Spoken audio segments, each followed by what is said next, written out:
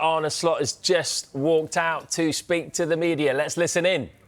What impact does that potentially have on your own chances of adding to your squad? And in general terms, anyway, how likely do you feel you are now to add further signings to your squad before that deadline? Before I answer that question, I have to ask you from Pat, because I just had an interview with him, what you had for breakfast this morning? It was a donut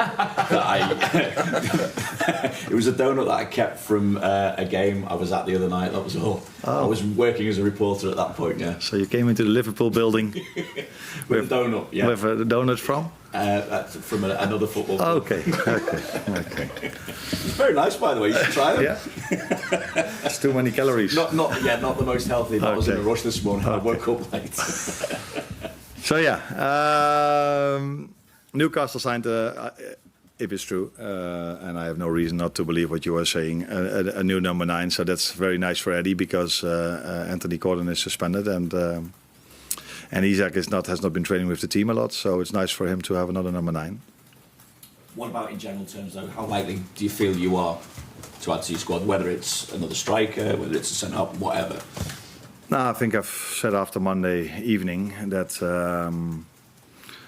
again I could make a substitution that impacted the game. That's what Federico did against Bournemouth. That's what Rio did now against Newcastle. So as always, we try to sign players that can help us. But there's no reason after the first 2 games to complain or to think we need more.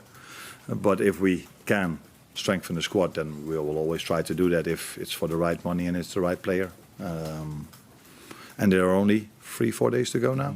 So yeah, let's see if we do something, and if we do something, what we can do.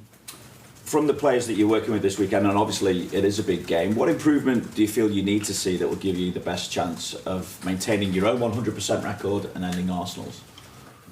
No, the most simple answer to that is a lot, because we face a very strong team, and that was already really good last season, and I think I've improved their squad a lot during the summer. So and if you then look at all the quality they have, but especially one thing that stands out in the season till now, and what stands out in a negative way for us, is that we've conceded, if I include the Bilbao game, 4 set pieces.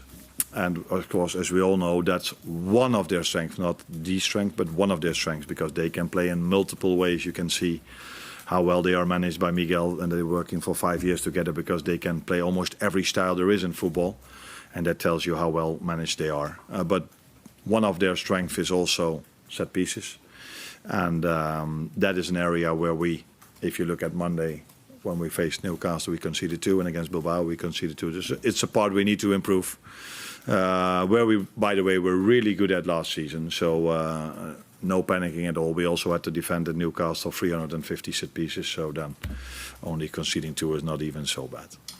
Obviously, both games against Arsenal finished in 2-2 draws, and I think against top 4 opposition, or the teams that finished in the top 4 last season, you took 11 points from a possible 18. I just wonder, even though it's such an early stage in the season, how important do you feel it is not to lose ground on a potential title rival? Nah, not so much to do with losing ground, but it has to do with losing ground, but not that we play Arsenal. So it's more in the beginning of the season you want to. Normally teams don't play their best game unless you keep the same squad completely and you add 3, 4, 5, 6, 7 players. Then you can maybe expect that the team is growing even further. If you look at our situation, we've lost a few, we've added a few, so then it's not starting all the way new again. But I think it's normal that we play even better, not better, but even better in a few months than we do, or in a few weeks than we do now. But in the meantime, you can't lose ground. Not a lot.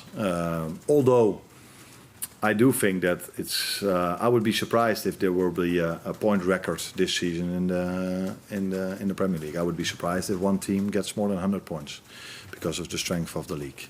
So you are able to drop once in a while a few points and still be competitive. I think in the end of the season. But the best thing you can do is not drop points at all. Thank you. Anna, just picking up on what you said there then, do you think that the league is more competitive noticeably this season than last season, based on what you just said?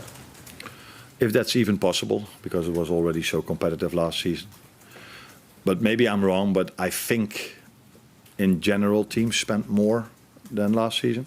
I'm not 100% sure, and I'm talking about net spend, not talking about what teams spent and forget then what they've sold, but in terms of net spend. But maybe I'm wrong, but